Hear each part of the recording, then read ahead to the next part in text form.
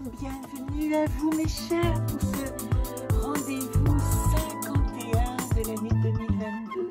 Nous sommes à une semaine de la fin de l'année et nous avons rendez-vous avec pas mal d'informations que j'aimerais partager avec vous parce que ce sont des temps de bilan.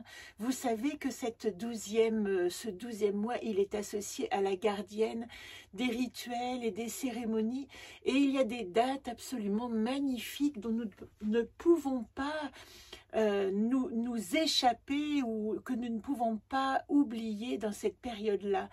Principalement le 18, c'est-à-dire demain, dimanche 18 décembre, commence dans ce qu'on appelle le calendrier hébraïque Hanouka.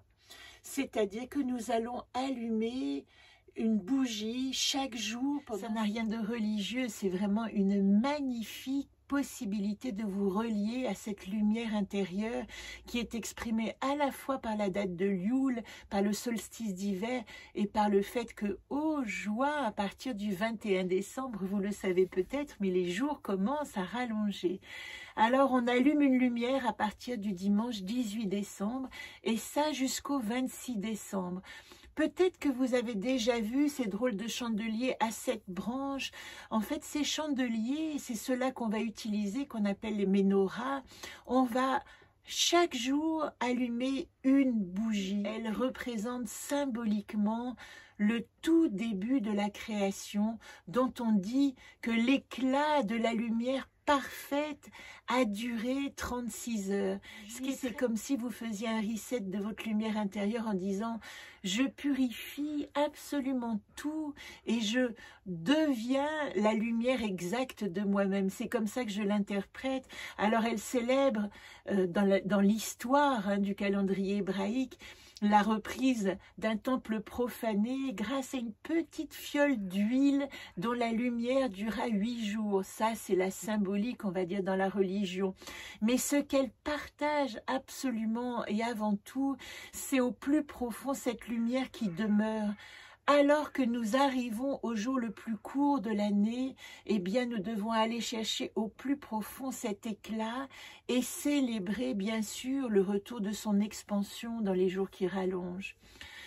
Nous renouvelons notre contrat avec la lumière, ce que nous appelons simplement dans ce monde la lumière infinie, l'Ein Sof, que rien n'est jamais perdu. C'est comme si à ce moment-là nous nous rappelions que à partir du moment où une lumière a été faite sur quelque chose, elle existe pour toujours, ces lumières de révélation, et que ce qui pourrait nous détourner et croire qu'elle n'existe pas, c'est simplement que nous fermons les yeux et que nous oublions sa nature transcendantale.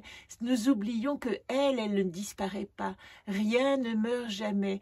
Et ce qui est très beau, c'est que nous sommes aussi dans cette semaine de l'ange qui nous dit exactement ça, Nitaël, qui nous demande de transcender la mort en disant que nous avons à effectuer la mort de cette pensée que les choses disparaissent. Alors peut-être les choses et la matière, mais la lumière, elle, ne disparaît jamais.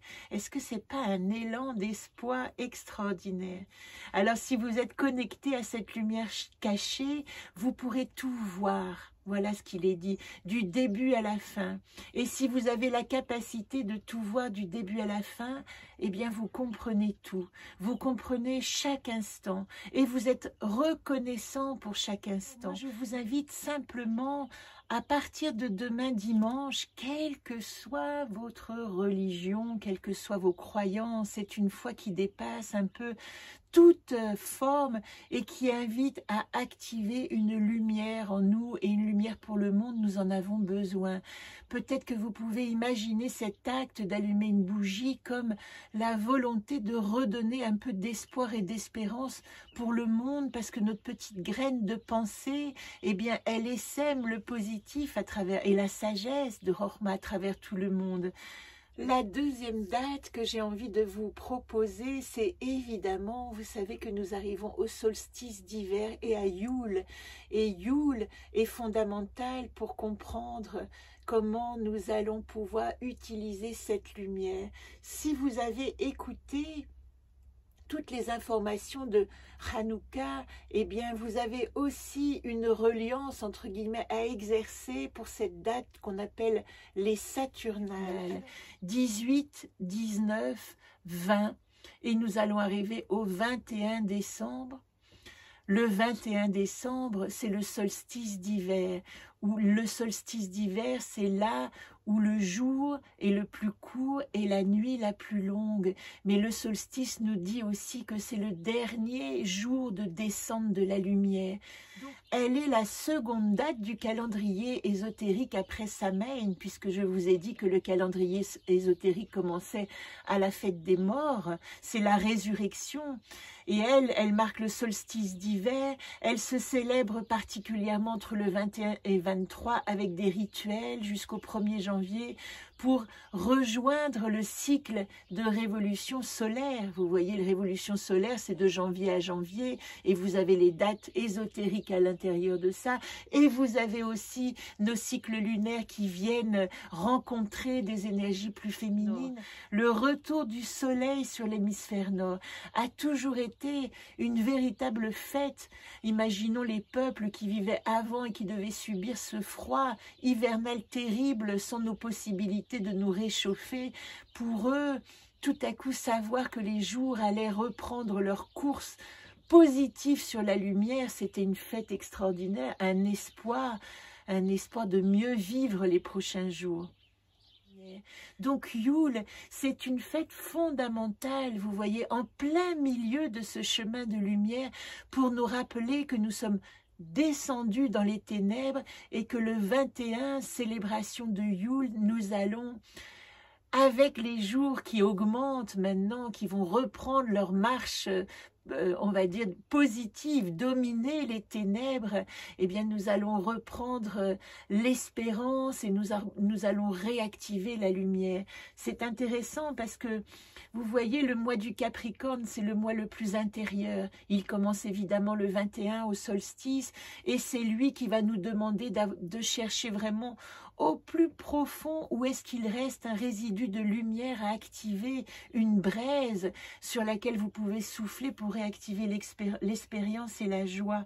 Ce qui est aussi intéressant, c'est que les lettres hébraïques qui sont associées au ce mois, c'est Aïn. Aïn, l'œil. Aïn, c'est le Capricorne, c'est vraiment le regard vers le paysage intérieur, et Beth, qui a créé la planète Saturne aussi, parce que le Capricorne est relié à Saturne, c'est la maison. C'est vraiment la symbolique de ma maison intérieure et de comment j'ai allumé la lumière à l'intérieur de mon temple intérieur.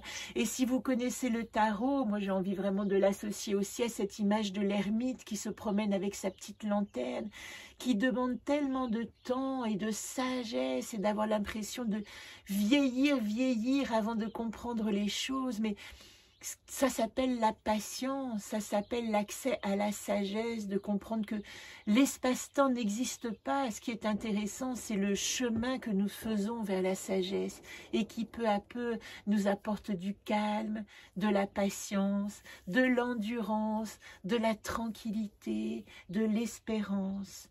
Alors allumer ce chandelier, vous voyez, c'est vraiment l'idée de dire d'accord, je vais accompagnée de cette lumière, l'idée que la lumière est partout et qu'elle va rejoindre mon temple intérieur jusqu'à ce que la lumière extérieure me redonne, le soleil me redonne l'envie d'aller à l'extérieur et de vivre dans le monde. Ce qui est très important de comprendre, c'est à quel point tous ces symboles, tous ces rituels peuvent nous rassembler tous dans simplement la foi d'avancer et peut-être d'essayer ensemble de faire des bilans qui vont nous aider à grandir. Dans ces moments où on se sent un petit peu perdu en fin d'année, qu'est-ce que je peux garder? Qu'est-ce que je peux retenir? Qu'est-ce que je peux délaisser? Comment je peux faire de la place à 2023? Il me semble que c'est très important de trouver des rituels et des symboles que vous allez vous approprier. Dans mon agenda 2022, il y a un bilan qui nous demande d'essayer de comprendre ce que nous avons appris dans chaque direction. C'est-à-dire que de l'est, de l'illumination, jusqu'au nord de la conscience et jusqu'à la dernière, c'est-à-dire Astor, la dernière direction qui pointe sur comment je vais sauter dans ce pas de l'inconnu de demain? Eh bien, nous pouvons simplement chaque jour nous relier avec des gardiennes et puis essayer de comprendre comment les célébrer, ce que nous avons reçu. Le 23 décembre, nous arriverons à la nouvelle lune et je vous proposerai évidemment le saut quantique de la dernière carte, l'anacarte Solune blanc, qui s'appelle Solune et qui nous demande de vraiment célébrer l'année 2022. Donc je vous inviterai à une promenade méditative pour remercier ces 12 mois de l'année et à ce terme évidemment trouver votre nom, votre mot de l'année prochaine qui vous dirigera. En janvier, oui, nous apprendrons avec la première gardienne quels sont les cycles et rythmes à mettre en route pour cette année 2023. Voilà pourquoi tout se conjugue autant et laissez-vous happer par les rythmes et les cycles qui vous parlent. Nous sommes tellement à un point de retournement que même les dates symboliques inscrites dans le calendrier depuis des siècles viennent nous montrer à quel point nous avons à activer notre lumière pour comprendre qu'il faut retourner notre système de pensée, célébrer, comme je vous l'ai dit à la dernière vidéo, la spiritualité qui est en train de s'incarner dans cette matière, et y compris les matières de dates symboliques. Donc le 23, donc la célébration de Yule 21-23, le 23 nouvelle lune, eh bien c'est aussi mon invitation à exercer votre bilan de l'année et je vous donne rendez-vous pour cette promenade méditative qui vous emmènera, qui vous ramènera en arrière de janvier à décembre. Aussi, avant d'aller écouter cette méditation, si vous avez dans votre calendrier Solune, notez vos mots, allez voir les mots, faites un petit papier où vous notez tous vos mois, de janvier à décembre. Renotez le mot que vous avez inscrit l'année dernière de janvier à décembre. Et là, je vous invite à me rejoindre à cette petite célébration, cet hommage à l'année 2022 écoulée. Ça va être un moment important pour que vous puissiez opérer votre bilan de l'année écoulée.